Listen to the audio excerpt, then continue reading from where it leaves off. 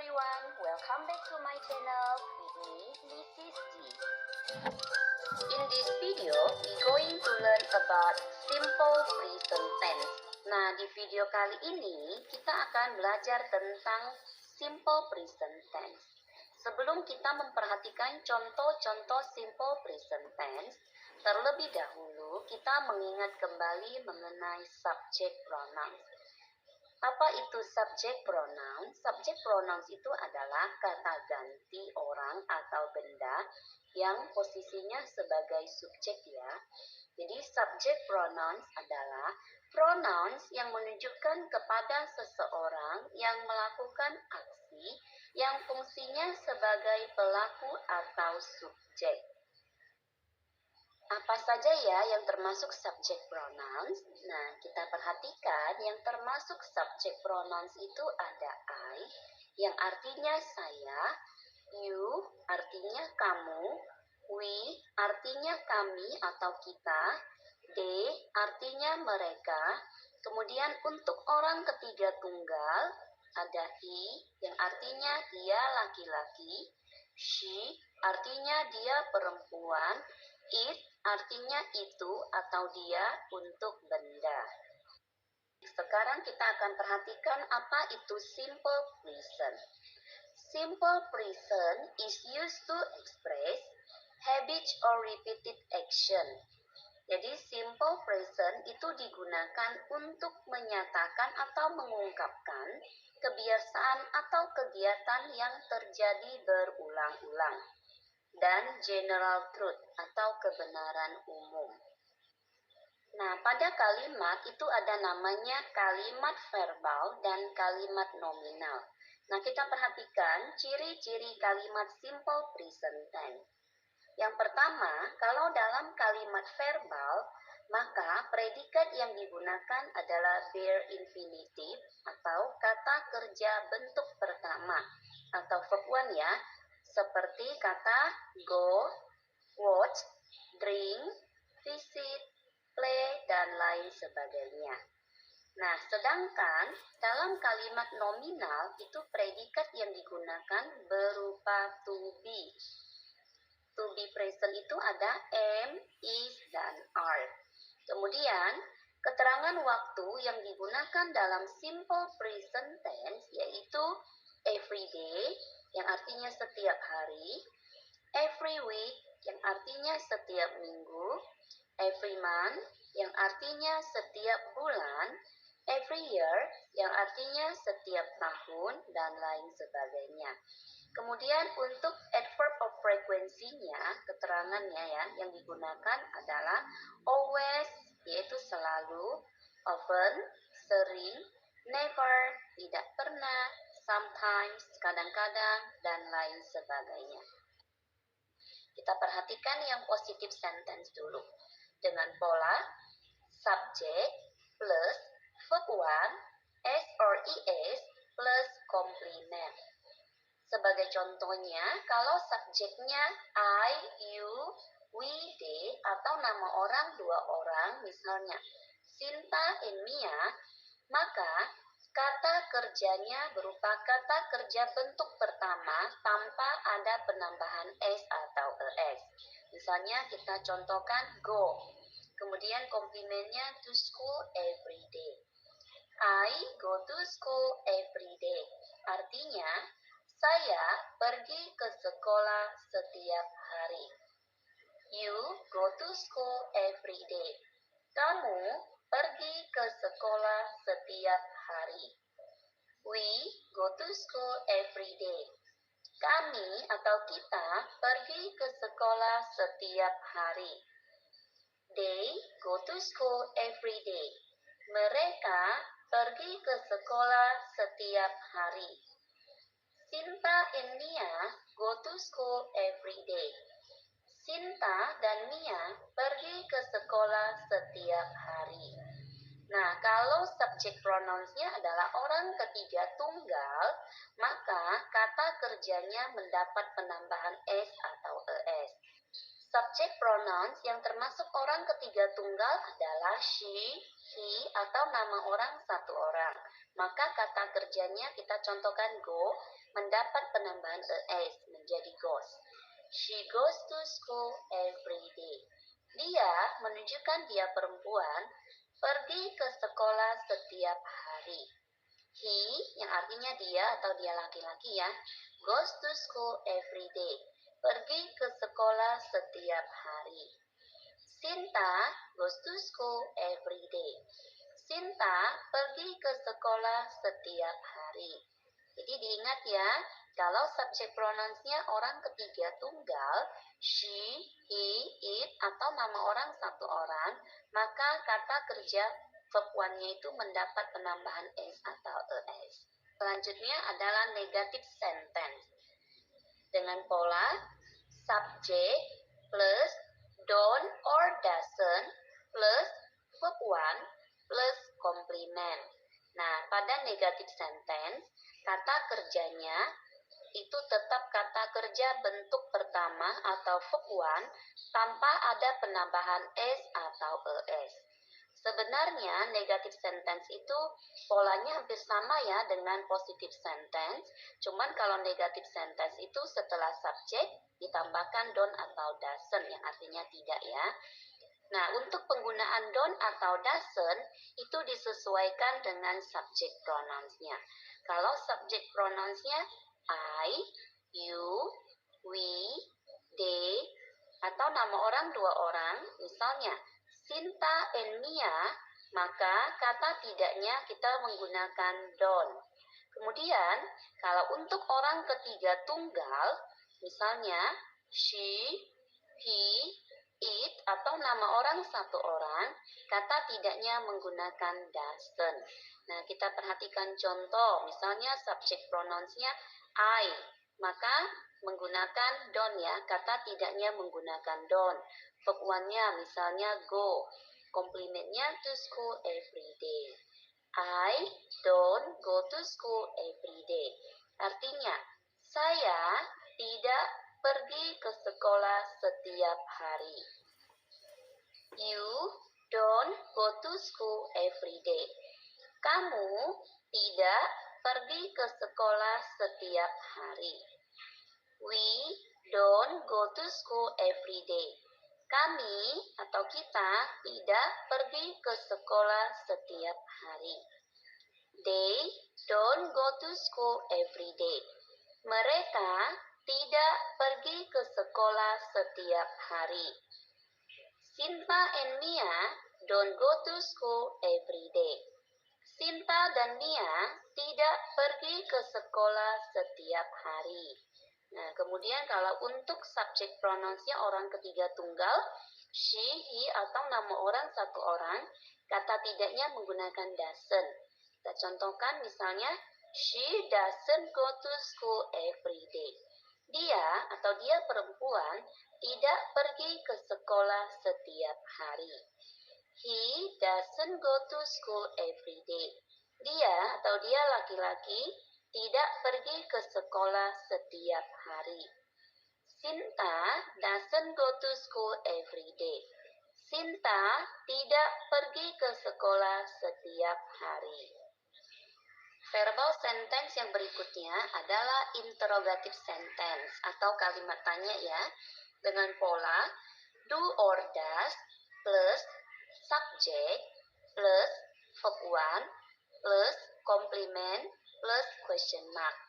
Nah, pada interrogative sentence atau kalimat tanya, verb one itu bentuk dasar ya, tanpa ada tambah s atau es. Nah, untuk penggunaan do atau does-nya disesuaikan dengan subject pronouns-nya ya. Kalau I, you, we, they, nama orang dua orang, misalnya Sinta and Mia, maka menggunakan do. Contoh, do I go to school every day? Apakah saya pergi ke sekolah setiap hari? Do you go to school every day? Apakah kamu pergi ke sekolah setiap hari? Do we go to school every day? Apakah kami pergi ke sekolah setiap hari? Do they go to school every day? Apakah mereka pergi ke sekolah setiap hari? Do Sinta and Mia go to school every day? Apakah Sinta dan Mia pergi ke sekolah setiap hari? Nah, kalau untuk subjek pronouns orang ketiga tunggal, she, he, atau nama orang satu orang, maka menggunakan does. Sebagai contohnya, does she go to school every day? Apakah dia atau dia perempuan ya pergi ke sekolah setiap hari? Does he go to school every day? Apakah dia laki-laki pergi ke sekolah setiap hari?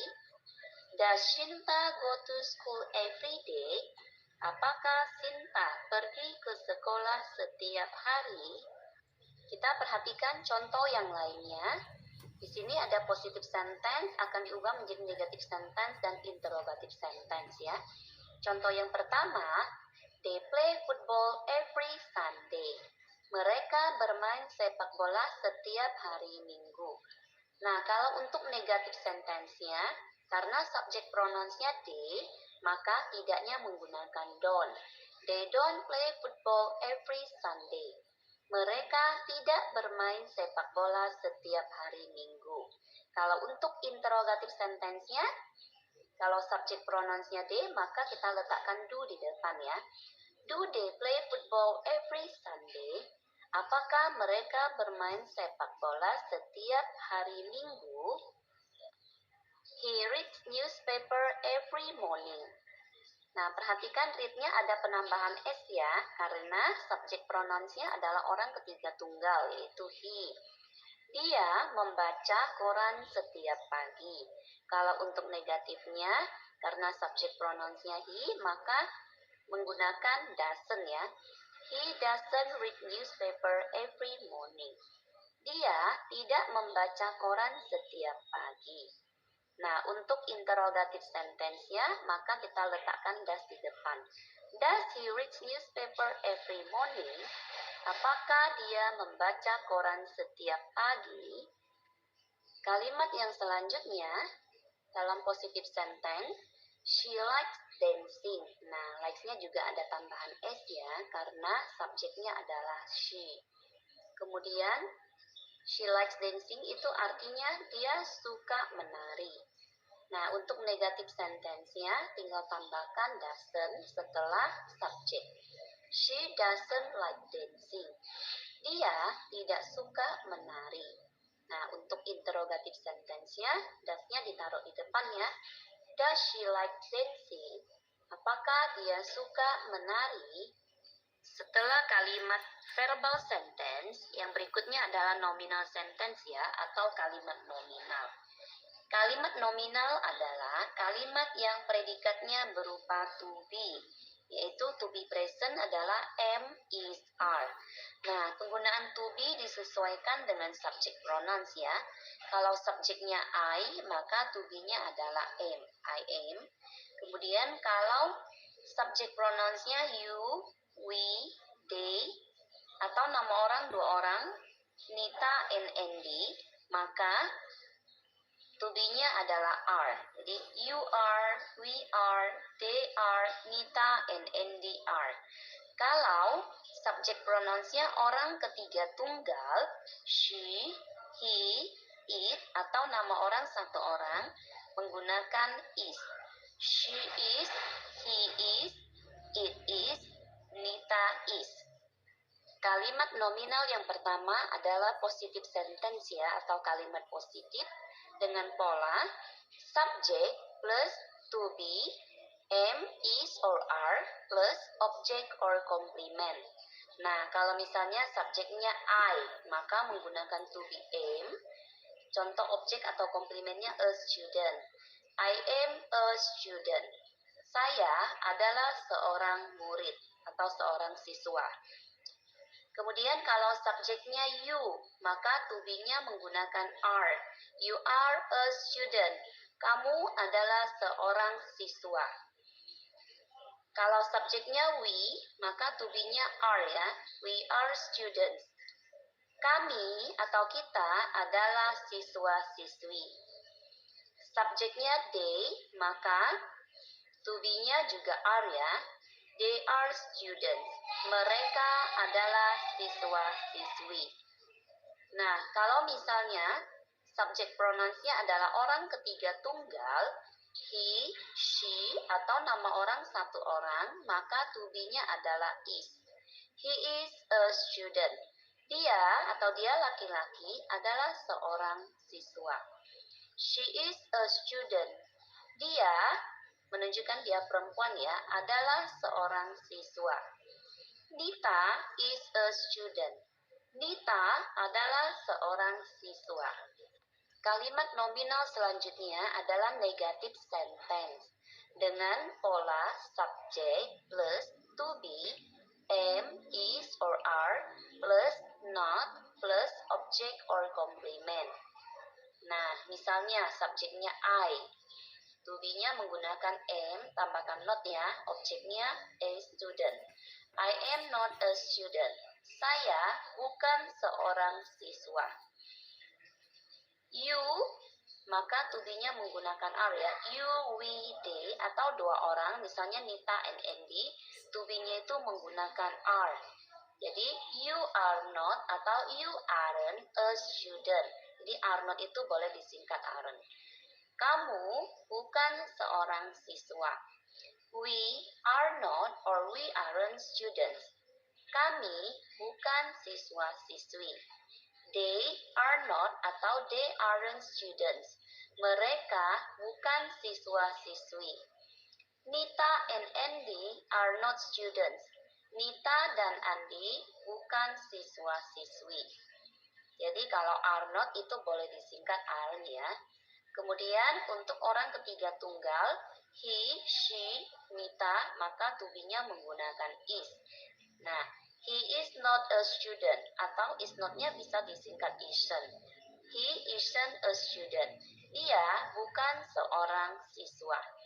She is not a student atau she isn't a student. Dia bukan seorang siswa. Dianya menunjukkan dia perempuan ya. Kemudian Nita is not a student atau Nita isn't a student. Nita bukan seorang siswa. Selanjutnya adalah interrogative sentence atau kalimat tanya. Dengan pola to be, am, is, or are plus subject plus object or complement plus question mark. Nah, kalau orang ketiga tunggal itu menggunakan is ya. He, she, misalnya satu orang namanya Nita, maka menggunakan is to be-nya. Is he a student? Apakah dianya menunjukkan laki-laki ya. Apakah dia seorang siswa? Is she a student? Apakah dia atau dia perempuan seorang siswa? Is Nita a student? Apakah Nita seorang siswa? Kemudian kalau subject pronouns-nya you, they, we, atau nama orang dua orang, Nita and Andy, maka menggunakan to be are. Are you a student? Apakah kamu seorang siswa? Are they students? Apakah mereka siswa-siswi? Are we students? Apakah kita atau kami siswa-siswi? Are Nita and Andy students? Apakah Nita dan Andy siswa-siswi? Baiklah, materi kita sampai di sini ya. Semoga bermanfaat ya. Thanks for watching. See you in the next video. Bye.